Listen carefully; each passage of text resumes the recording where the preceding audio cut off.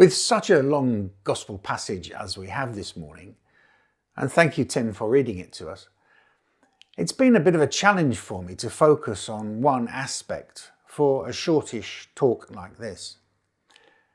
Maybe I thought one of the other set texts for today would give me a steer.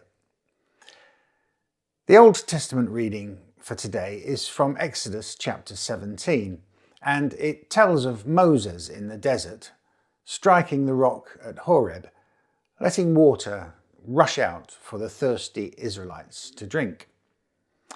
In the Gospel reading, Jesus meets a Samaritan woman at a well. Jesus asks her to give him a drink of water. The word water appears hundreds of times in the Bible. You can always Google for the exact number. In both of these readings, it's about water needed to satisfy thirst. But it means many things in different circumstances. Some physical, some figurative. Water as a means of cleansing, the washing away of the human propensity to sin. Baptism. In the story of Noah, the cleansing power of water is illustrated more dramatically in the flood, symbolically cleansing the whole earth. And not known for being a seafaring people, the Hebrews regarded the waters or the sea as representing chaos and danger, the abode of the Leviathan. In the first verses of Genesis, we read that God's Spirit brooded like a bird over the watery abyss. In chapter 21, towards the end of the book of Revelation, John the Evangelist writes that he saw a new heaven and a new earth, and the sea was no more. Chaos and darkness had taken flight.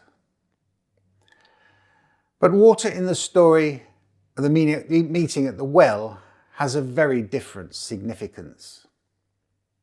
And I shall explore that after we have sung our next song.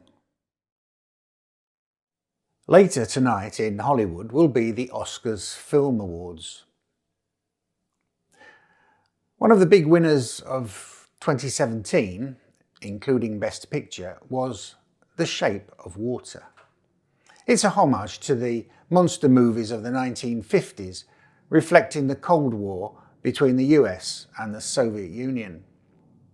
On the surface, it's a story of Eliza, a lonely cleaner who is both deaf and mute, who falls in love with and rescues from torture a 7-foot-tall half-man, half-newt. Of course, I'm doing the film a great disservice with that simplistic description. It has much more depth to it than that. Some of the film's complexity is summed up in the title. What is the shape of water? It has no shape unless it's in a container of some sort. Within a bottle, it is in the shape of the bottle. Water in the ocean has a shape of sorts, but it has more room to move with the wind and spread out.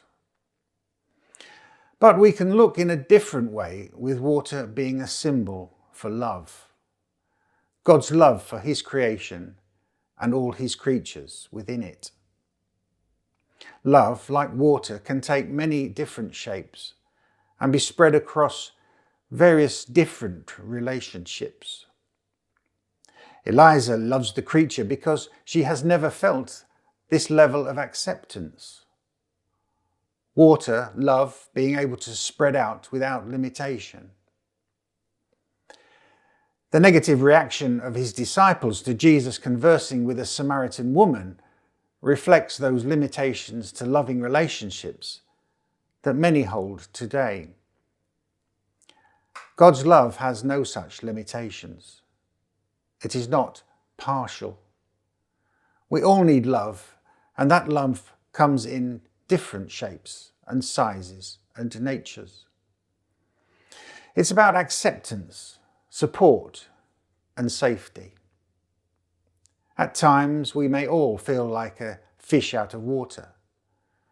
It all depends on circumstance. Jesus puts us back in, whoever we are. Amen.